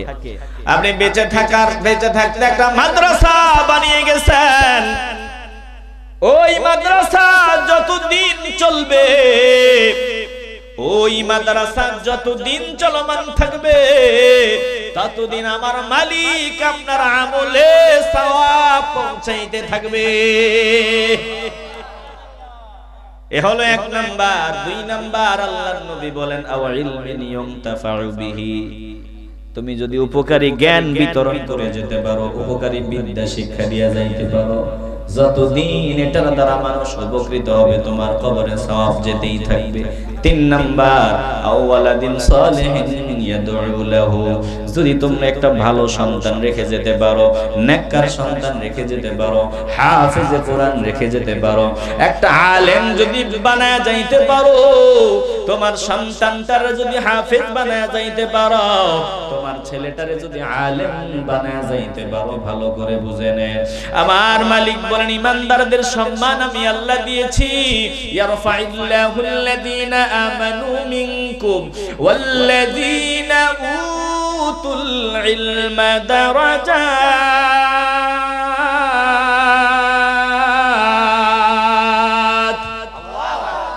আমার আল্লাহ বলেন মানুষদের মধ্যে আমি আল্লাহ ইমানদারদের মর্যাদা বাড়ায় দিয়েছি, আর ইমানদারদের মধ্য থেকে আমি আল্লাহ যার সিনার ভিতরে ইলমে দ্বীন ধারণ করতে পেরেছে, ইমানদারদের মধ্যে আল্লাহ বলেন আমি ইমানদারদের মধ্যে যাদেরকে ভালোবাসি তাদের সিনার ভিতরে দ্বীনের ইলম ঢুকায়া দিয়া আমি আল্লাহ এদের সম্মান মর্যাদা আরো বহু গুণে বাড়ায় দেই। চিল্লায়া এখন সুবহানাল্লাহ। হে ভাই, তুমি হাফেজে কোরআনের বাবা হও, রিকশা চালাও তো কি হয়েছে দেখবা মানুষ তোমারে সালাম দেয়। হাফেজ সাহেবের বাবা, দোকানে গিয়ে বসলা, নিজের জায়গাটা থেকে নড়িয়া তোমাকে বসার ব্যবস্থা করে দেয়। হাফেজ সাহেবের বাবা আসছে, ভালো করে খেয়াল করে নেন, আপনি আলেমের বাবা হবেন, হাফেজের বাবা হবেন, জমিনেও সম্মান। ইন্তেকালের পর আমি টুপিওয়ালারে নিবেন, আমি আপনার জানাজা পড়ায় দিব, আবেগ থাকবে না, চোখে পানি আসবে না।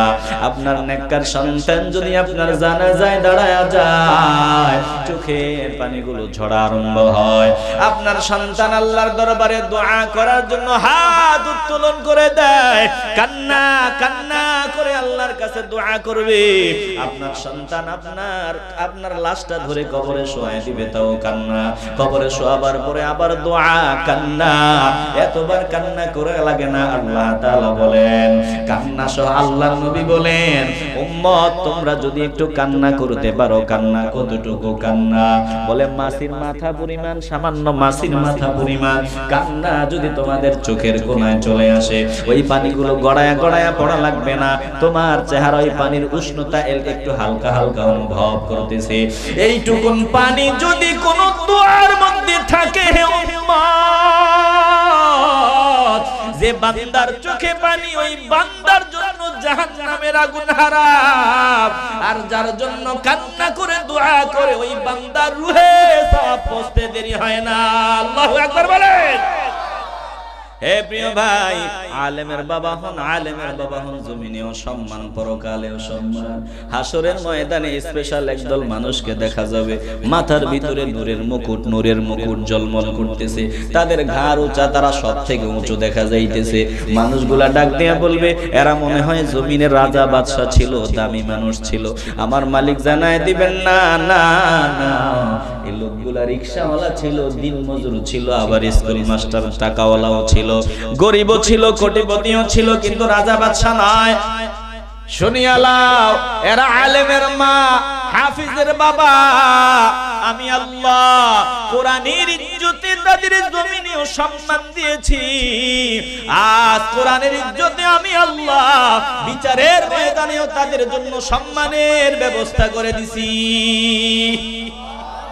প্রিয় ভাই, ভালো করে অনুধাবন করে নেন, মরবেন তো সব আমল বন্ধ, 3 আমল ছাড়া। 1 নম্বরে সাদকায়ে জারিয়া, এমন দান যেই দানের উপকারিতা চলমান থাকে। 2 নম্বরে এমন ইলম যে ইলমের দ্বারা আমার নবীর মান মর্যাদা অনুভব করা যায়, আল্লাহর পরিচয় পাওয়া যায়, যে ইলম দ্বারা জান্নাতের রাস্তা পাওয়া যায়, এমন ইলম যদি বিতরণ করে যেতে পারেন, আপনি মরার পর আপনার কবরে সওয়াব পৌঁছতে থাকবে। 3 নাম্বার, এমন একটা নেককার সন্তান যদি রাখিয়া যাইতে পারেন, যেই নেককার সন্তান আপনার জন্য আল্লাহর দরবারে দোয়া করবে, রাব্বির হামহুমা কামা রাব্বায়ানি সগীরা। আয় আল্লাহ, আমার বাবা মা উভয়ের প্রতি আপনি রহম করেন, যেমন রহম তারা আমাকে আমার শৈশবে করেছিল। এভাবে যদি দোয়া করবে, দোয়া করতে দেরি হবে, তোমার কবরটা জান্নাতের টুকরা হতে দেরি হবে না। এজন্য দিল যদি পরিষ্কার হয়, ভালোবাসার আওয়াজে বলবেন, আমরা একটা নেককার সন্তানের বাবা হতে চাই কি চাই না? প্রিয় ভাই, সময় কাজে লাগান, সময় যা চলে গেছে, যেখানে বসলাম তাই আমার হায়াত থেকে কাটা গেল, এই সময় আর আমি ফিরে পাবো না। আমার মালিক সময়ের কসম করলেন, ওয়াল আসরি ইন্নাল ইনসানা লাফি খুসর। সময়ের কসম, অবশ্যই মানুষ ধ্বংসের ভিতরে আছে, ক্ষতির ভিতরে আছে। ভালো করে বুঝেন, এই সময়টা 3টা ভাগ। 1 ভাগ অতীত, ওটা আমার চলে গেল, আর জিন্দেগিতেও ফিরে পাবো না। আরেক ভাগ হলো ভবিষ্যৎ, ওটাও তো আমি জানি না। ভবিষ্যৎ আমি জানি না, 5 মিনিট না 5 সেকেন্ড, ওটাও আমি জানি না জমিনে থাকতে পারবো। 5 মিনিট পরে আমার কপালে কি আছে, ওটাও আমি জানি না। ভালো করে বুঝে নেন, তাইলে অতীত আমার চলে গেল, আর ফিরে পাবো না। ভবিষ্যৎ আর কতদিন সেটাও আমি জানি না। আমার মূল পুঁজি হলো বর্তমান সময়। এই বর্তমান সময়টা ভবিষ্যৎ বর্তমান হয়ে অতীতে চলে যায়, ভবিষ্যৎ বর্তমান হয়ে অতীতে বিলীন হয়ে গেল। 30 বছর চলে গেল হে ভাই, আর এই 30 বছর ফিরে পাওয়া যাবে না। এখনো আমি মালিকের পথে আগাই আসতে পারলাম না, এখনো আমার নবীরে আমি চিনলাম না, এখনো আমি খাঁটি তওবা করতে পারলাম না। আমি আজ না হয় কাল, কাল না হয় পরের দিন, তার পরের দিন করতে করতে 50 বছর চলে গেল, আমি তওবা করতে পারলাম না। তওবা ছাড়া যদি মরিয়া যাই, জাহান্নাম ছাড়া আমার উপায় নাই। একটা জবানও বন্ধ রাখবেন না, একটু ভালোবাসার আওয়াজে বলেন, আমরা নগদেই খাঁটি তওবা করে নিতে চাই কি চাই না? প্রিয় ভাই, সময় নষ্ট করিয়েন না, নগদেই তওবা করে নেন। আমার মালিক সময়ের কসম করে বলেছেন, মানুষ ক্ষতির ভিতরে আছে, তবে 4 গুণওয়ালা মানুষ ছাড়া। 1 নম্বরে ইল্লাল্লাযীনা আমানু, ঈমানদাররা ধ্বংসের ভিতরে নাই, ক্ষতির ভিতরে নাই। হে ভাই, ঈমান হলো সবথেকে দামি সম্পদ। ঈমানের উপর কথা বললে, এই যে ছোট সূরাটা, এই সূরাটা থেকে রমজানে আমরা 5 দিন কথা বলি। রমজানে এই ছোট সূরাটা থেকে রমজানে মাহফিল করি। ওই যে কোরআন থেকে মাহফিল হয় আমাদের চাঁদপুরে আশেপাশে অঞ্চলে, রমজানে এই সূরা থেকে 5 দিন 7 দিন কথা বললেও কথা শেষ হয় না। ঈমানের উপরে দাবি, ঈমানের আলোচনা তো দীর্ঘ করা যায়। ঈমানটা আমি অত সময় দিব না, আলোচনা শেষ করে দিচ্ছি, সংক্ষেপে বলে দিচ্ছি। ঈমান হলো সবথেকে দামি দৌলত, সবথেকে দামি সম্পদ। ঈমানের মতো দামি সম্পদ আর হতে পারে না। এটাকে মূল্যায়ন করেন। আমার সবার আগে ঈমান। আজ আমরা ঈমান বিক্রি করে বেঈমান হয়ে যাচ্ছি, ঈমান হারা হয়ে যাচ্ছি, কত কারণে অকারণে। আমি জানি তো সুদ খাওয়া হারাম, আমার মালিক এটা হারাম করে দিছে, আমি জেনে শুনে হুজুর গিয়া তো কথা শুনে লাভ নাই, কত কথাই কইব। আমি সুদ খাই, কোরআনকে বৃদ্ধাঙ্গুলি দেখাই, আল্লাহর কথাকে বৃদ্ধাঙ্গুলি দেখাই, আমি ঈমানটা তো দিয়ে আসলাম ভাই। আমি একটা কথা, আমি বিভিন্ন কথা বলতে চাই না, এক কথাই বলতে চাই। আপনার 1000 কোটি টাকা আছে, ঈমান নাই, আপনি ধ্বংস। এই জমিনেও আপনি ধ্বংস, একটু কি নজর দেন না? করোনা দিয়া তো আমার আল্লাহ কত আলামত দেখায় দিল। 1000 কোটি টাকার মালিক আল্লাহর বান্দা। এতদিন ফোন দিলে র‍্যাব প্রধান হাজির হয়ে যেত, পুলিশ প্রধান চলে আসতো, মন্ত্রী পর্যন্ত হাজির হতো, কারণ নির্বাচনের আগে উনি কোটি কোটি টাকা দিত নির্বাচনের জন্য, 1000 কোটি টাকার মালিক। কিন্তু আজ হাসপাতালের বেডের ভিতরে একা একা, বিবি নাই, সন্তান নাই, কেউ নাই, হাসপাতালের বিছানায় শুইয়া আল্লাহর বান্দা কান্না করতে করতে জমিন থেকে বিদায় হয়। আল্লাহ বলে, দেখ, 1000 কোটি টাকা কামাইছো, এতদিন তোর পাশে অনেক মানুষ ছিল, আজ তোর ডানে বামে কেউ নাই, বান্দা কেউ নাই। যারা ঈমান বহির্ভূত কাজ করে তাদের এমনই হয়। আর তাকায় দেখেন, সেম বান্দা যদি তার করোনাও হয়, তার বিবি বলে, ডাক্তার বলে তোমার স্বামীর পাশে থাকা দরকার নাই, বিবি ধমক দিয়া বলে আপনার কথা নিয়ে আপনি থাকেন, করোনা হইলে হইছে, আমি স্বামী স্ত্রী একসাথে মরমু, স্বামীরে থুইয়া কোথাও যাব না। সন্তানরা বলে আপনি ডাক্তারি আপনি বাদ দেন, আমার আব্বারে বাড়ি নিয়ে যাবো, আব্বারে ছাড়া কোথাও যাবো না। দোস্তরা বলে, দোস্ত কি হইছে, করোনা হইছে, টেনশন, এই দেখ আমি তোর সামনে। আল্লাহ বলে, এভাবেই তুই যদি আমার পাগলা হও, আমার দোস্তের পাগলা হও, তোর মুসিবতে দেখবি দুনিয়ার মানুষ তোর পাশে আছে, ইন্তেকালের আগ মুহূর্ত পর্যন্ত, তুই বিদায় হওয়ার আগেই দেখবি নবী তোর সামনে হাজির, বিদায় হওয়ার আগেই দেখবি ফেরেশতারা তোর সামনে হাজির, বিদায় হওয়ার পরেই দেখবি কবরে নবী তোকে কোলে নেওয়ার জন্য হাজির। একা নয়। আর যদি গাদ্দারি করি তাহলে আমার মতো কপাল পড়া আর কেউ নাই। একটা জবান বন্ধ রাখবেন না, ভালোবাসার আওয়াজে বলবেন সবার আগে ঈমান। একটু মহব্বতের আওয়াজে বলবেন আমরা ঈমানটাকে প্রাধান্য দিতে চাই কি চাই না? কপাল পড়া বেয়াদব। ও বলে যে ঈমান নাকি পরিবর্তন করা যায়, ধর্ম পরিবর্তন করা নাকি সোজা। এই দেশের কি আমাদের দেশের যে সংস্কৃতি, ওগুলো নাকি পরিবর্তন করার সুযোগ নাই। চিল্লে বলবেন না নাউজুবিল্লাহ। বাঙালি সংস্কৃতি নাকি পরিবর্তন করার সুযোগ নাই, আর ঈমান নাকি পরিবর্তন করার সুযোগ আছে। আমরা স্পষ্ট ভাষায় বলে দিতে পারি, আমরা বাঙালি সংস্কৃতি পরিবর্তন করতে পারি, বাঙালি চেতনা প্রয়োজনে বাদ দিতে পারি, প্রয়োজনে মা বাদ দিতে পারি, প্রয়োজনে বাবা বাদ দিতে পারি, প্রয়োজনে নেতা ছাড়তে পারি, প্রয়োজনে দেশ ছাড়তে পারি, জীবন দিতে পারি। আমরা ঈমান দিতে রাজি না। চিল্লায় বলেন ঠিক কি না? ঈমান সবার আগে। ঈমান ছাড়া নেক আমলের কোনো দাম নাই। আস্তে বলবেন না, ঈমান ছাড়া নেক আমলের কোনো দাম নাই। ঈমান নিয়ে নেক আমল করবেন, করতে দেরি হবে, ওটা কবুল হতে দেরি হবে না। চিল্লায় এখন ঠিক কি না? এজন্য সবার আগে ঈমান, এরপরে আল্লাহ বলেন নেক আমল, তারপরে পরস্পরকে ধৈর্যের উপদেশ দেওয়া। প্রত্যেকটা কথা বিস্তারিত আলোচনার দাবি রাখে। আমি সংক্ষেপে বলে দিচ্ছি, পরস্পরকে সত্যের উপদেশ দেওয়া, আমি সত্য পথে চলা, আরেকজনকে সত্যের উপদেশ দেওয়া। আমি যদি গাঞ্জা টানি আরেকটাকে ভালো উপদেশ দিতে পারবো? আমি যদি বেনামাজি হই আমার ছেলের নামাজের নির্দেশ দিতে পারবো? এজন্য আল্লাহ বলেছে আগে নিজে হকের উপরে থাকো, তারপর পরস্পরকে হকের উপদেশ দাও। এটা 3 নাম্বার গুণ। আর 4 নাম্বার গুণ, ওয়াতাওয়াসাউ বিস-সাবরি, নিজে সবর করো, অপরকে সবরের উপদেশ দাও। এই 4টা গুণ যদি অর্জন করা যায়, আল্লাহ বলেন দুনিয়াতেও সফল, পরকালেও সফল। ঈমান, নেক আমল, পরস্পরকে হকের উপদেশ, পরস্পরকে ধৈর্যের উপদেশ। আল্লাহ আমাদের সকল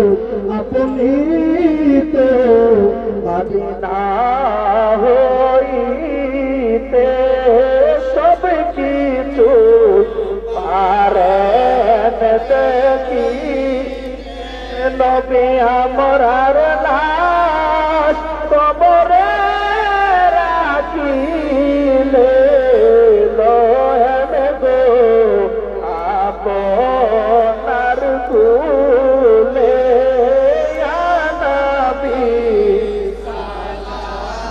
মালাইকা ইয়া রাসূল সালাম,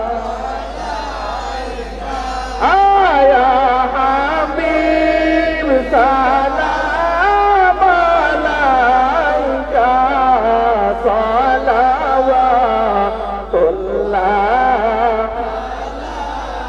মুস্তাফা জানে রহমত পেলা,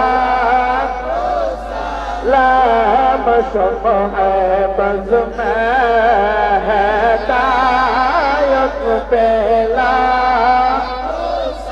रसूल आज़म इमामत का वन्नो का सैयदी मुर्शिदी खंडकर आब्दुल बातेन सैयदी मुर्शिदी हजरत सैयद अली का पेशवाए अहले सुन्नत पहला सलाम मुस्तफा जाने रहमत पहला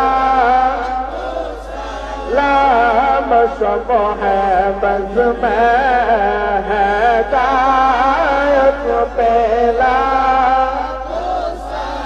या इलाही सदक़े मिलाद रसूल या सलामी आज जाना हो कबूल या सलामी आशिकाना हो कबूल मदीने की जात हजारों सलाम मदीने की जात लाखों सलाम मदीने की जात करोड़ों सलाम मदीने की जात बेहूदों सलाम बलवलोना जमाई या रहमान रहीम रहमत रहीम आय अल्लाह ताआला তাকে দেখেন আপনার কত দামি দামি বান্দারা দোয়া কবুলের সময় বড় আশায় আপনার সাহায্য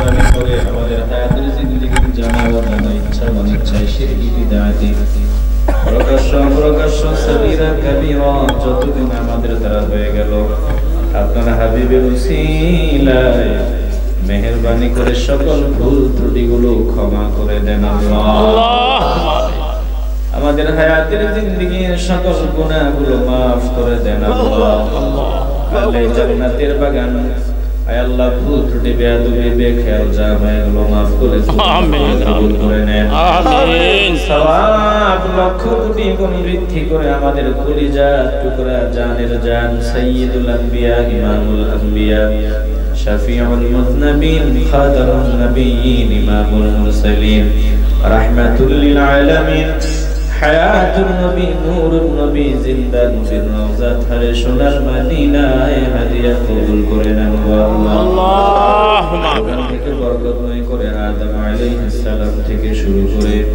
আমাদের এই মুনাজাত পর্যন্ত যতক্ষণ মাওলা ঈমানদার মুমিন মুমিনাত যারা পরিমাণ ঈমান নিয়ে জমিন থেকে চলে গেল মেহেরবানি করে প্রত্যেকের রূহে রূহে হাদিয়া কবুল করে নেন আল্লাহ আয় আল্লাহ এখানে হাজিরা দিল এমন যতজন রয়েছে কারো মা নাই বাবা নাই আয় আল্লাহ মেহেরবানি করে মা বাবার কবরগুলো জান্নাতের টুকরা বানায়া দেন আয় আল্লাহ আমাদের যাদের মা বাবা হায়াতে বেঁচে আছে প্রাণ ভরে মা বাবার খেদমত করার যোগ্যতা নসিব করে দেন আল্লাহ আয় আল্লাহ মাদ্রাসা কবুল করে নেন আমিন মাদ্রাসার সকল হাজাতগুলো গায়বী খাজানা থেকে আমিন রব্বুল আলামিন এই মাহফিলে যে যেভাবে সহযোগিতা করলো কেউ হাজিরা দিয়া কেউ পরিশ্রম দিয়া কেউ পরামর্শ দিয়া কেউ সম্পদ দিয়া যে যেভাবে সহযোগী হলো আল্লাহ প্রত্যেকের সহযোগিতা কবুল করে নেন আল্লাহ আমিন আয় আল্লাহ অনেকেই অসুস্থ আল্লাহ আমরা যারা অসুস্থতায় রয়েছি সুস্থতার নিয়ামত দান করে দেন আমিন সারা পৃথিবীর মুসলমানদের হেফাজত করেন আল্লাহ আমিন আল্লাহ বৈশ্বিক মহামারী থেকে আমাদের সকলকে রক্ষা করেন আমিন আমিন আয় আল্লাহ জানি না কোন দিন জানি মালাকুল মউত হাজির হয় জীবনের শেষ সময় ঈমান ভিক্ষা দিয়েন গো আল্লাহ আয় আল্লাহ আপনার হাবিবের নুরানি চেহারা মুবারক দেখাইয়া আমাদের সকলের জবানে কলবে কবুল করে নিন মালিক লা ইলাহা ইল্লাল্লাহ